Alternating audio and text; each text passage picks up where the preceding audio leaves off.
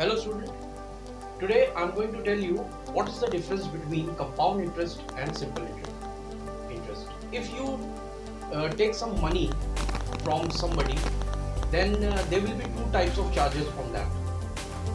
One is compound interest and the other is simple interest. तो आज मैं आपको बताता हूँ कि कंपाउंड इंटरेस्ट और सिंपल इंटरेस्ट में डिफरेंस क्या है। अगर हम प्रिंसिपल 100,000 इसको मान लें और रेट ऑफ इंटरेस्ट 10 ले लें और टाइम पीरियड 2 इयर्स ले लें, तो उस पर कंपाउंड इंटरेस्ट में क्या अमाउंट बैठेगा और सिंपल इंटरेस्ट अगर कैलकुलेट किया जाए तो उस पर क्या अमाउंट बैठेगा, ये हम डिफरेंस आज आपको बताते हैं। तो यहाँ पे मैंने एक लाइन खींच ली है, यहाँ पे मैं कंपाउंड इंटरेस्ट लिख लेता हूँ एंड यहाँ पे मैं सिंपल इंटरेस्ट कैलकुलेट करूँगा। Now compound interest is always calculated year by year. Means if time period 2 साल का है तो कंपाउंड इंटरेस्ट पहले साल का निकलेगा, फिर दूसरे साल का दूसरे हिसाब से निकालेंगे। यहाँ पर कंपाउंड इंटरेस्ट को सॉल्व करने के लिए एक फॉर्मूला भी होता है, जो कि मैं आपको नेक्स्ट वीडियो में बताऊंगा कि फॉर्मूले से कैसे हम कंपाउंड इंटरेस्ट कैलकुलेट करेंगे, जिसमें हमें स्टेप बाय स्टेप हर साल नहीं निकालना है। बट यहाँ पे हम सिंपल इंटरेस्ट के फॉर्मूले से कंपाउंड इंटरेस्ट को कैलकुलेट करेंगे। ओके, तो उसमें हमें स्टेप बाय स्टेप यानी कि हर साल का अलग अलग निकालना होता है। ओके, तो कैसे निकालते हैं आप देखिएगा।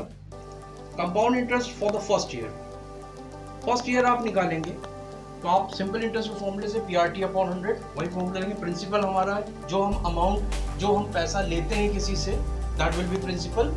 उस पर रेट ऑफ इंटरेस्ट चार्ज होता है किसी पर्टिकुलर टाइम पीरियड के लिए, जो कि हमने 2 साल लिए, और फिर हम जब किसी को रिटर्न करते हैं तो वो अमाउंट होता है, और amount included principal plus interest.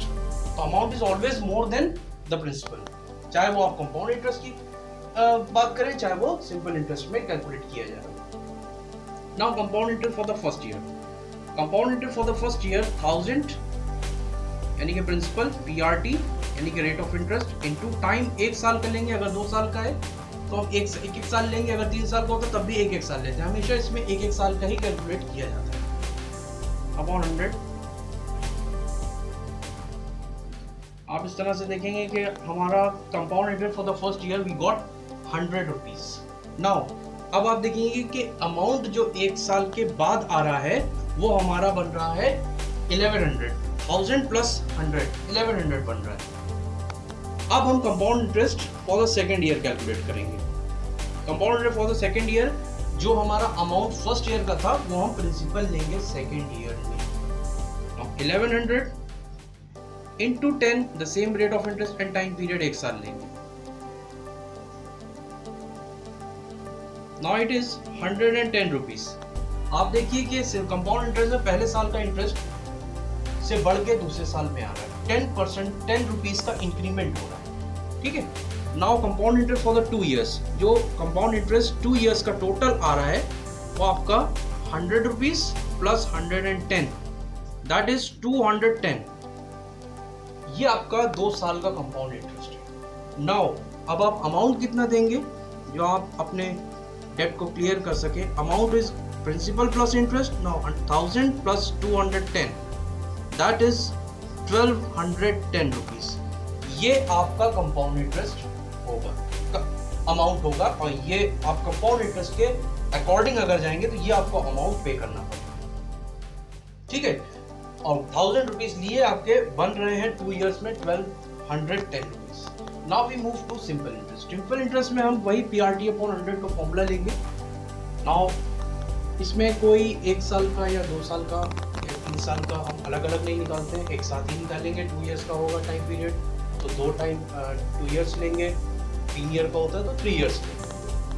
Now 1000 into 10 into 2 upon 100,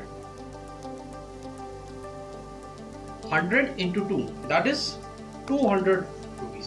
200 rupees, 200 is the simple interest. ये आपका 2 साल पे 10% के अकॉर्डिंग प्रिंसिपल है, आपका 1000 रुपीज, उसके हिसाब से 200 रुपीज है। अब आप अमाउंट देखिए, अमाउंट जो कि आपको रिटर्न करना है उसको, तो 1000 plus 200 that is 1200 is the amount that you have to pay according to simple interest. Compound interest में आपको 1210 रुपीज देना था, अमाउंट आप इसमें आपको अमाउंट 1200 देना है। यानी कि आप ये समझ सकते हैं कि कंपाउंड इंटरेस्ट में अगर कोई पैसा किसी से लेते हैं तो हमेशा ज़्यादा होगा, अगर उसी टाइम पीरियड के लिए देते हैं तो हमेशा पैसा ज़्यादा होगा। 1210 रुपीज़ आया, ये आपका सिंपल इंटरेस्ट आया। ठीक है, आप इस तरह से इसका डिफरेंस अभी आप समझिए कि कंपाउंड इंटरेस्ट और सिंपल इंटरेस्ट में क्या डिफरेंस होता है, कैसे हम कैलकुलेट करते हैं। Okay, hope you understand the concept.